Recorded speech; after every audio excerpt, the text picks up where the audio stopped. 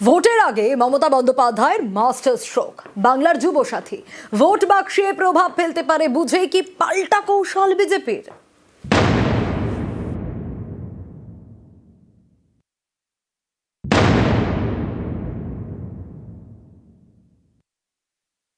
Assembly ওয়াইজে 294টা কেন্দ্রে আমরা 294টা camp তৈরি করব। একটা অ্যাসেম্বলিতে একটাই ক্যাম্প হবে, 15 থেকে 26 ছুটির দিনগুলো বাদ দিয়ে, এবং যারা জমা দেবেন তাদেরটা সঙ্গে সঙ্গে তারা রিসিপ্ট পাবেন এবং ডিজিটাইজও করা হবে। রাজ্য সরকারের নতুন প্রকল্প বাংলার যুবসাথী। এপ্রিল থেকেই বেকারদের ভাতা দেবে সরকার। 5ই ফেব্রুয়ারি রাজ্য বাজেটে ঘোষণা করা হয়। রবিবার থেকেই এর জন্য রাজ্য জুড়ে ক্যাম্প শুরু। কর্মসূচির নাম স্বনির্ভর বাংলা। এই ক্যাম্পে বাংলার যুবসাথী, লক্ষ্মীর ভান্ডার সহ 4টি প্রকল্পে আবেদন জানানো যাবে। 2021-এ লক্ষ্মীর ভান্ডার মহিলাদের মন জয় করেছিল বলে মত রাজনৈতিক মহলের। আর 2026-এর ভোটের আগে নতুন প্রকল্প বাংলার যুবসাথী, বেকার ভাতা। অনেকেই মনে করছেন বিধানসভা ভোটের আগে বেকার ভাতা তৃণমূলের ভোট বাক্সে বড় প্রভাব ফেলতে পারে। তা বুঝতে পেরেই কি পাল্টা কৌশল বিজেপির? রবিবার থেকেই চাকরি চায় বাংলা কর্মসূচিতে পদ্ম শিবির। জেলায় জেলায় করা হবে ফর্ম বিলিং। এটাও করবে চাকরি চায়। দলে দলে ধপবাজ ফেরেববাজ 420 তৃণমূল সরকারের ফর্ম ফিল আপ করবেন, আমাদের কোনো আপত্তি নেই। এটাও করবেন চাকরি চায় বাংলা। 2,15,00,000 বেকার। মাধ্যমিক পাশ করা বেকারদের ভাতা দেবে রাজ্য সরকার। মাধ্যমিক পাশ করা 21 থেকে 40 বছর বয়সী বেকারদের মাসে 1,500 টাকা করে দেওয়া হবে। স্কলারশিপ ছাড়া অন্য কোনো সামাজিক প্রকল্পের সুবিধা পান না এরকম বেকারই এই ভাতা পাবেন। পর্যবেক্ষকদের একাংশের মতে এটা সামাজিকভাবে যেমন গুরুত্বপূর্ণ তেমনই রাজনৈতিকভাবেও। কারণ লক্ষ্মীর ভান্ডার মহিলাদের মন জয় করেছে। এবার তরুণ প্রজন্মের জন্য বেকার ভাতা, যা ভোটে ডিভিডেন্ড দিতে পারে তৃণমূলকে। এবারের অন্তর্বর্তী বাজেটকে তিনি নির্বাচনী একটি লিফলেটে পরিণত করেছেন। আজকের দিনে সব অনলাইন হয়ে যাওয়ার পরে কেন লক্ষ লক্ষ যুবককে কালকে থেকে আপনাকে রাস্তায় নামাতে হবে? যে যেখানে পারেন দলে দলে যান ফর্ম ফিল আপ করতে, এবং সেখানে পশ্চিমবঙ্গ প্রদেশ যুব মোর্চার পোস্টকার্ড এটাও ফিল আপ করে দিয়ে আসবেন। চাকরি চায় বাংলা। একদিকে যেমন মাননীয় মুখ্যমন্ত্রী মমতা বন্দ্যোপাধ্যায় রাজ্যে বড় শিল্প, ভারী শিল্প, তথ্য প্রযুক্তি শিল্প, মেধাভিত্তিক শিল্প, মাঝারি শিল্প, হস্তকুটির শিল্প, সেগুলিকে যেমন প্রসার ঘটছে, বহু লোক চাকরি পাচ্ছেন। আবার যারা এখনো একটু অপেক্ষা করতে হচ্ছে তাদের জন্য এই যুবসাথী করেছেন। তাতে ভয় পেয়ে গেছে ভারতীয় জনতা পার্টি, ভয় পেয়ে গেছে, তাই শুভেন্দু অধিকারী কুৎসা করতে নেমেছেন। এটাও করবে। নিউজ 18 বাংলা। চা শ্রমিকদের জন্য কেন্দ্রীয় প্রকল্পের টাকা, সেই টাকা নাকি রাজ্যের কাছে পড়ে রয়েছে। ওই টাকা শ্রমিকদের ব্যাংক অ্যাকাউন্টে সরাসরি পাঠানো হোক। লোকসভায় দাবি দার্জিলিং এর বিজেপি সাংসদ রাজু বিস্তার।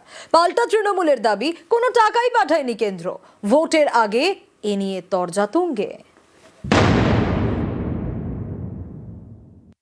हर एक चाय बागान के श्रमिकों को टी बोर्ड के माध्यम से, डीबीटी के माध्यम से डायरेक्ट ये पैसा उनको देने का काम करे, ये भी मैं निवेदन आपसे करना चाहता हूँ। সামনেই বিধানসভা ভোট। বিজেপির নজরে উত্তরবঙ্গের চা বলয়, কারণ বেশ কিছু বিধানসভা আসনে চা শ্রমিকদের ভোট বড় ফ্যাক্টর। এই পরিস্থিতিতে বুধবার লোকসভায় বিজেপির সাংসদ রাজু বিস্তার মুখে সেই চা শ্রমিকদের কথা। কেন্দ্রীয় সরকারের প্রকল্প প্রধানমন্ত্রী চা শ্রমিক প্রোৎসাহন যোজনা। শ্রমিকদের স্বাস্থ্য, তাদের সন্তানদের শিক্ষার জন্য টাকা বরাদ্দ করে কেন্দ্রীয় সরকার। বিজেপি সাংসদের দাবি সেই 400 কোটি টাকা রাজ্যের কাছে পড়ে রয়েছে, তাই সরাসরি টাকা পাঠানো হোক চা শ্রমিকদের ব্যাংক অ্যাকাউন্টে। 1,000 करोड़ रुपए मोदी जी ने चाय बागान के श्रमिक, विशेष करके महिलाओं और बच्चों के लिए आवंटन किया था।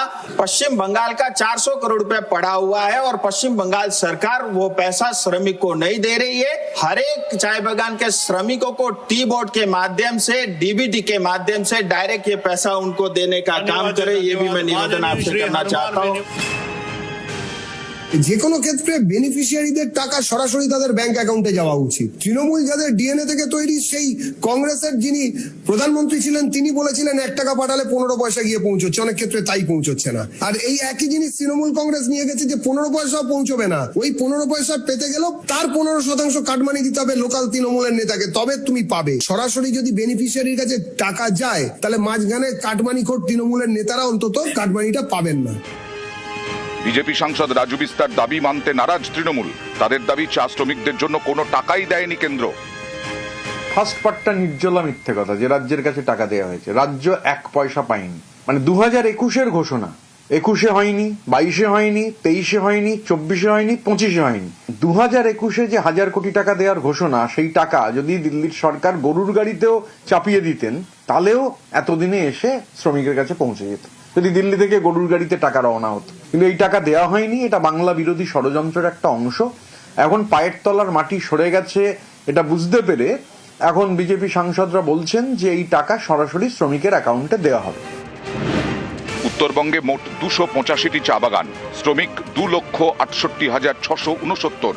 এই চা শ্রমিকদের মন পেতে কৌশলী পদ্ম শিবির। শ্রমিকদের অ্যাকাউন্টে সরাসরি টাকা দেওয়ার কথা বলছেন বিজেপি সাংসদ।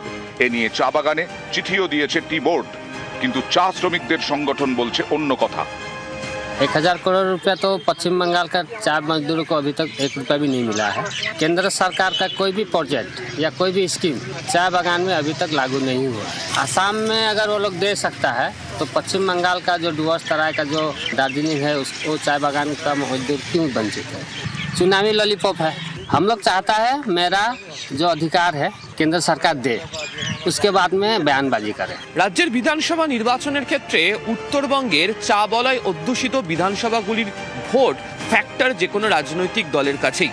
তৃণমূল কংগ্রেস তাই বিজেপির বিরুদ্ধে অভিযোগ করে বলছে যে দাবি বিজেপির সাংসদরা প্রস্তাব আকারে কেন্দ্রের কাছে তুলে ধরছেন সেখানে ভুল রয়েছে। তাদের বক্তব্য রাজ্য সরকারকে কেন্দ্রের তরফ থেকে সেই টাকাটাই পাঠানো হয়নি। তাই বিজেপি যদি কোনোভাবে এই ইস্যুকে সামনে রেখে প্রচার শুরু করে তাহলে পাল্টা তারাও লিফলেট ছাপিয়ে চা শ্রমিকদের কাছে গিয়ে আসলে কেন্দ্রীয় সরকার কি করেছে সেই বঞ্চনার অভিযোগ নিয়ে সরব হবে। ক্যামেরা সুব্রত জানার সাথে আবির ঘোষাল, নিউজ 18 বাংলা, কলকাতা। ভোটারের দেহ টুকরো টুকরো করে লোপাট করেছে বিএলও। হ্যাঁ, অভিযোগ এমনটা। বিএলওর নৃশংসতা। বাদুড়িয়ায় নিখোঁজ নাসির আলীর দেহাংশ উদ্ধারে চাঞ্চল্য। বিএলওকে গ্রেপ্তার করে নিহতের দেহাংশের খোঁজ পায় পুলিশ। আর খুনের পর টুকরো করে দেহাংশ লোপাটের অভিযোগ। প্রমাণ লোপাটে একাধিক জায়গায় ফেলে দেওয়া হয় দেহাংশ। ধৃত বিএলও রিজওয়ানকে জেরায় নিহতের দেহাংশের হদিশ পায় পুলিশ। খুনের অভিযোগে 10 দিনের পুলিশ হেফাজতে বিএলও সহ 2।